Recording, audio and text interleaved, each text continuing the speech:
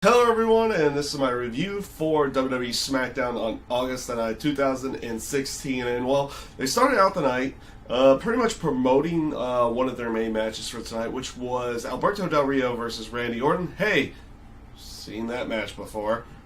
Going back to that aspect again, we've seen that one before. But I digress there. Actually, pretty good promo from the both of them. You had a promo from Randy Orton talking about Brock Lesnar. He gets interrupted by Del Rio. They kind of have a back and forth, and Del Rio eventually threatens to break Randy Orton's arm, saying he wouldn't get the SummerSlam because of that. So actually, a pretty good opening from him. You have a Bray Wyatt promo. There was a lot of promos right off the bat here before they got into any of the matches, and for the most part, matches were kind of. Actually, there was a lot of story building and a lot of the interesting aspects to the matches to go along with them tonight throughout everything. I'll get into everything, but back to it. You have Bray Wyatt coming out. He has Eric Rowan along with him, which is good. They're keeping those guys together and everything in that aspect.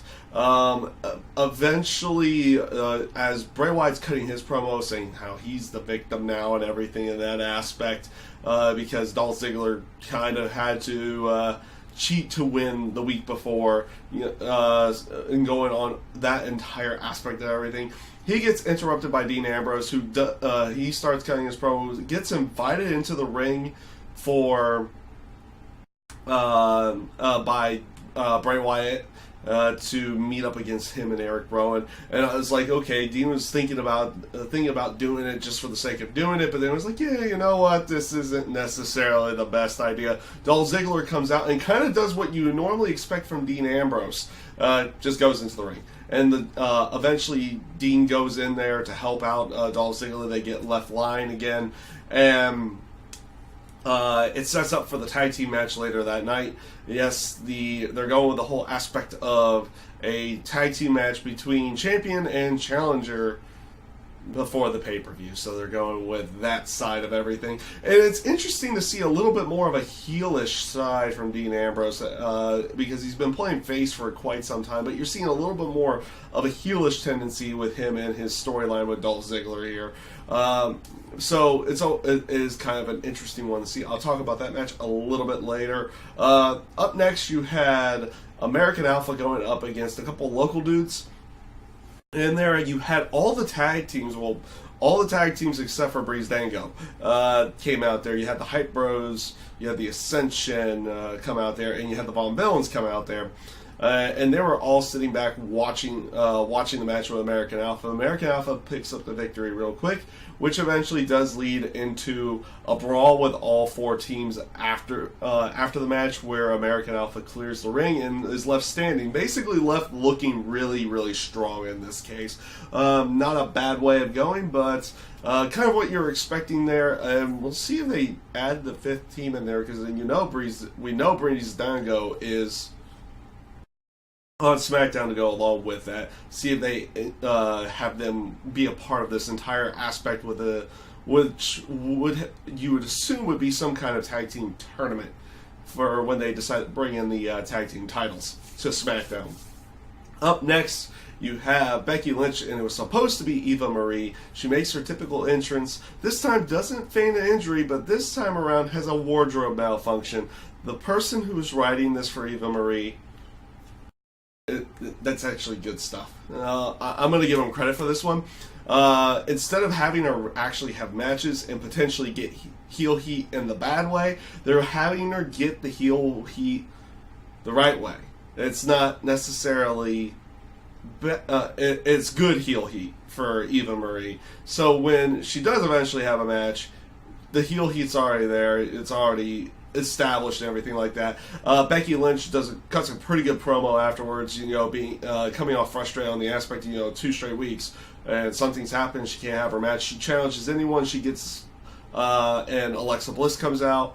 They have a relatively good match. I would say a pretty good match for all intents and purposes between the two of them. It ends with Eva Marie coming back out. It's like, and they even have the announcer says, like, oh, Eva Marie is ready to compete, and so he wants to reintroduce her. but it distracts Becky. Alexa Bliss hits her finish and gets the win in that way. Not a bad way of going. I actually, like I said, I thoroughly did enjoy this, and I like how they're getting the heel heat on Eva Marie without necessarily, forcing her to have a match. We know she hasn't been very good in the ring in the past, and they're kind of hiding that with this aspect. So for when she does have a match, it's, heel heat's already there, and it's what you expect. Up next is the Alberto Del Rio Randy Orton match. Relatively good match here. You would the one thing that you truly would have expected was Randy Orton going over here, but they had a decent back and forth here, and it eventually ends with Del Rio trying to take out Randy Orton by one starting to hit him with a chair to cause the disqualification. He gets him back in the ring to continue on the punishment, but gets hit with the RKO. So not too much to really say about it. It was just another way of saying, hey, it's like, because he worked over the arm the entire match, they're trying to play off this aspect that he might not be able to hit the RKO, but there's been plenty of times this show that he could hit an RKO with just using one arm. So it works, but it doesn't. It's like we've seen it in that sense. Up next, you had Heath Slater going up against Rhino. You had a backstage promo from the two of them. Basically, Heath Slater trying to get it to where, maybe Rhino just gives them the easy win and allows him to go ahead and be a part of the SmackDown roster. Rhino, he's coming up with like, I have 2 kids, and then says something, and then it's like all of a sudden it goes to 4 kids. And eventually Rhino's like, yeah, I can't help you here. And he's even playing the politician role, where he talks about winning his primary and everything like that to go along with everything. So they're actually playing that to go on there as well.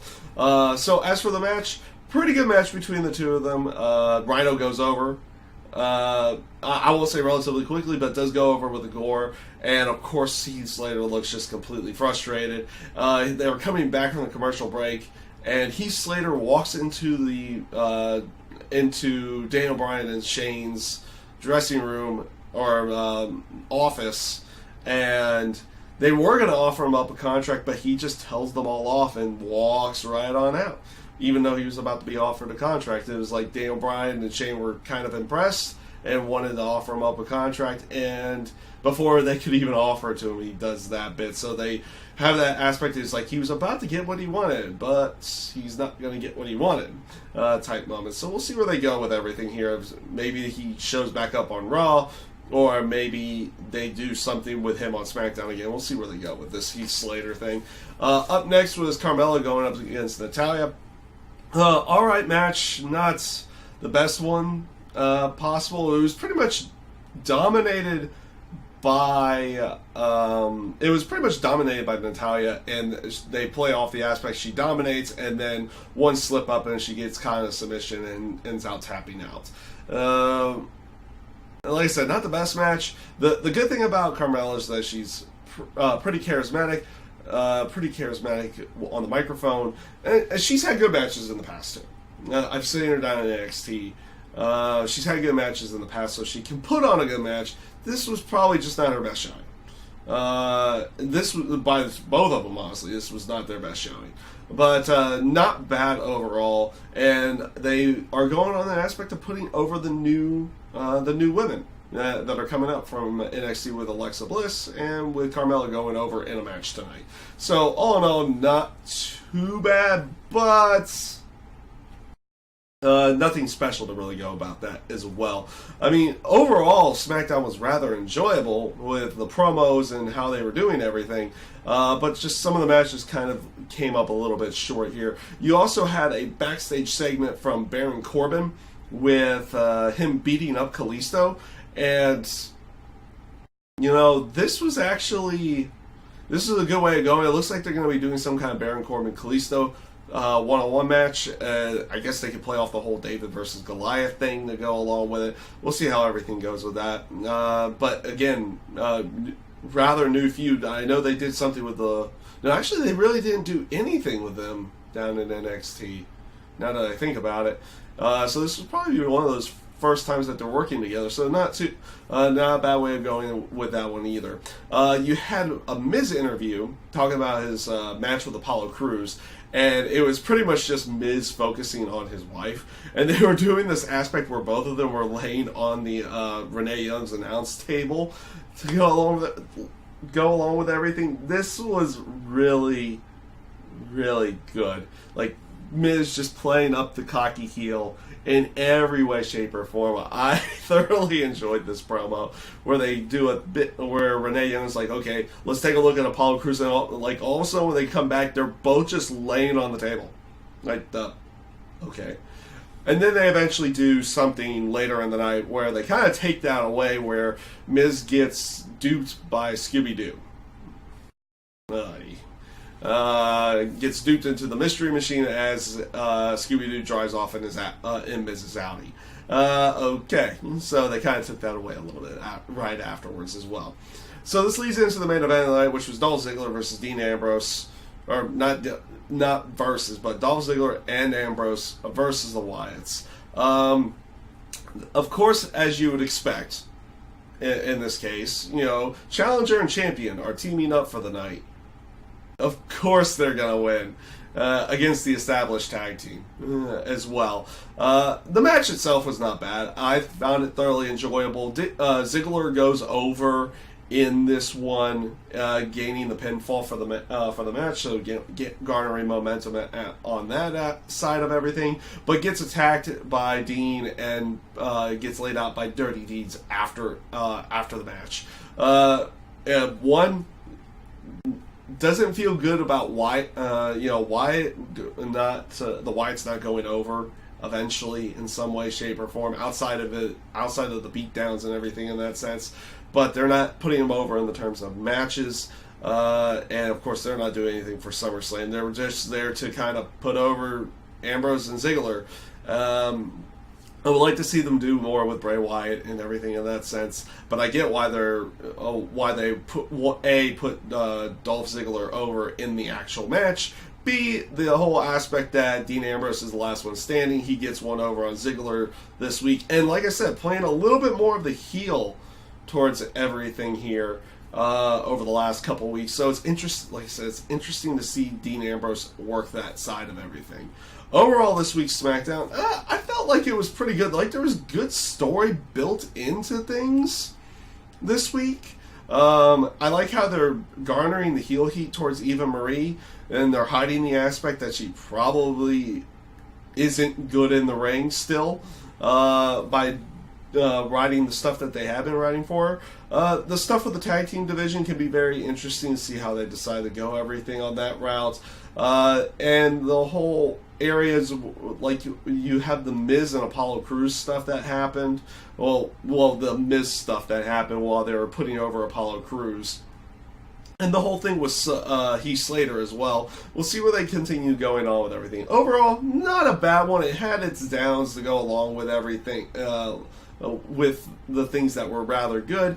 Kind of a 50-50 show, I would say, in the terms of being good and not being so good in certain senses of everything. But, like I said, overall, not that bad of a show this week from WWE Smackdown. And that is my review this week for SmackDown. I thank you guys for watching, and I hope you have a great day.